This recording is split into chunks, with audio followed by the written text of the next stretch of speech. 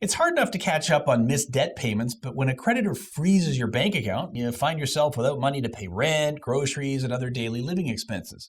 So, who can freeze your bank account, when, and how?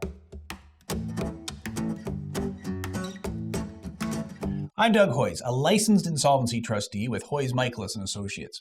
Let's talk about frozen bank accounts and what steps to take if this happens to you. What is a frozen bank account? A frozen bank account is one of the options creditors use to collect outstanding debts. It's not the first action they'll take, though. They start by calling you and sending letters, and if that doesn't get your attention, they may freeze your bank account, and once that happens, you can't take money out of your account or make an e-transfer or pay your bills until the freeze is lifted. Who can freeze your bank account? Well, there are several situations where someone you owe money to, a creditor, can freeze your bank account. First, you can't just go and freeze someone's bank account. If you owe someone money and they want to freeze your bank account, they can't just call up the bank and say, hey, freeze their bank account. The bank will only let a creditor freeze your bank account if they have a court order, so a creditor would have to take you to court, sue you, get a judgment, and then enforce that judgment by freezing your bank account. So that's the first case. You lose a lawsuit and they freeze your bank account. The second case is where you owe money to a bank and don't pay them, and you have a bank account with money in it at the same bank. They don't need a court order. They may decide they don't want you as a customer anymore, so they could freeze your account. The third case, and this is the most common case I see, is where you owe money to the Canada Revenue Agency for back taxes. If you aren't paying, they don't need a court order. They can issue a requirement to pay notice and send it to your bank, and when your bank gets it, they freeze your bank account and send the money to CRA. This is a common CRA tactic when you haven't filed your taxes for a few years. They find that freezing your bank account is a great way to get your attention. So, to prevent CRA from freezing your bank account, file your taxes and, if possible, pay them. Do you know about your bank's right of offset?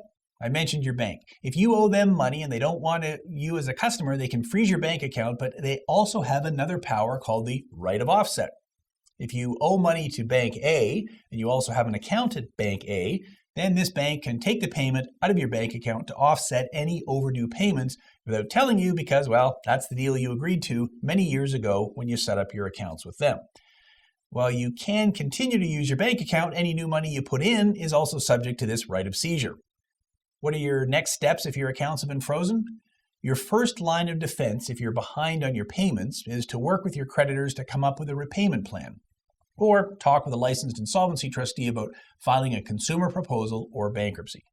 But in the meantime, if your account is frozen, or might be, we recommend that you open a new bank account at a new bank where you don't owe any money. Notify your employer to deposit your paycheck into this new account, move any money from your old account to your new account. Don't tell your creditors where this new account is. Transfer only bill payments you want to continue. If a creditor doesn't know about a new bank account, they can't take money out of it, and that ensures that you can access your money to pay for your daily living expenses. Of course, that's a temporary solution. Eventually, your creditors may find out about your new bank account, so what's a more permanent solution?